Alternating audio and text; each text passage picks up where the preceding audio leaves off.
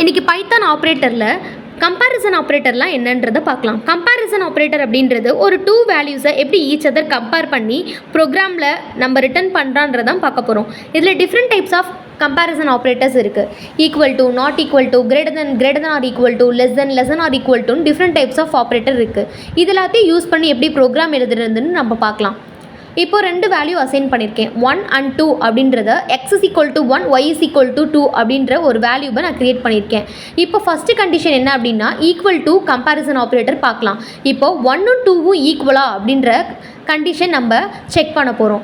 If x is equal to y அப்படின்ற condition கொடுத்துட்டு print line 1 x is equal to y else print line 1 is not equal to y அப்படின்னு கொடுத்துருக்காங்க. எப்படின்னா இப்போ நம்ம ரெண்டு கண்டிஷன்ஸுமே எப்படி செக் அவுட் பண்ணிக்கலான்னு தான் பார்க்க போகிறோம். இப்போது இது ரெண்டுமே ஈக்குவலா அப்படின்றத நம்ம செக் பண்ணும்போது ரெண்டுமே ஈக்குவல் கிடையாது. ஸோ செகண்ட் ஸ்டேட்மெண்ட் வந்து நமக்கு எக்ஸிக்யூட் ஆகிடும். அடுத்தது வந்து நாட் ஈக்குவல் டு, இதுவும் ஈக்குவலாக நாட் ஈக்குவலான்னு செக் பண்ணி கொடுக்கும்போது நாட் ஈக்குவல் தான். ஸோ நமக்கு ஃபஸ்ட்டு ஸ்டேட்மெண்ட் வந்துட்டு பிரிண்ட் அவுட் ஆகிட்டு வெளியில் வந்துடும். நெக்ஸ்ட்டு வந்து பார்த்திங்கன்னா கிரேட்டர் தென், இது வந்து 1 விட 2 கிரேட்டர் தானாக இருக்கா லெஸ் தானாக இருக்கா அப்படின்ற மாதிரி செக் பண்ணி கம்பேர் பண்ணி சொல்லுங்கன்னு சொல்லியிருக்கு.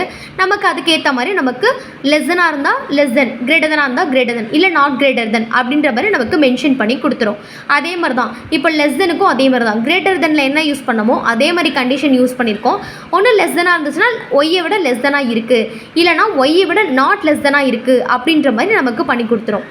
அடுத்தது வந்து பார்த்திங்க அப்படின்னா கம்பேரிசனில் greater than or equal to, greater than இப்போது எக்ஸை விட கிரேட்டர் தெனாக இருந்துச்சா ஈக்குவலாக இருக்கா அப்படின்ட்டு 2 கண்டிஷன் செக் அவுட் பண்ணி கொடுக்கும்போது நமக்கு என்ன கண்டிஷனோ அது சாட்டிஸ்ஃபைட் ஆகிட்டு நமக்கு பிரிண்ட் அவுட் கொடுக்கும். அதே மாதிரி தான் less than or equal to comparison ஆப்ரேட்டர்லேயும் ஒன்று லெஸ் தெனாக இருந்துட்டு இதோட ஈக்குவலாக இருக்கான்ற கண்டிஷன் செக் பண்ணோம். அப்படி இல்லைனா எல்ஸ் பார்ட் வந்து நமக்கு அவுட்புட் கொடுத்துரும். இப்போ அவுட்புட்ஸ் பார்க்கலாம். அவுட்புட்ஸில் பார்த்தீங்க அப்படின்னா ஒவ்வொரு கண்டிஷனையும் தனித்தனியாக எடுத்து நான் வந்து உங்களுக்கு போட்டு காமிச்சிருக்கேன். எல்லா கண்டிஷனுமே கோடு வந்து எக்ஸிக்யூட் ஆகிருக்கு.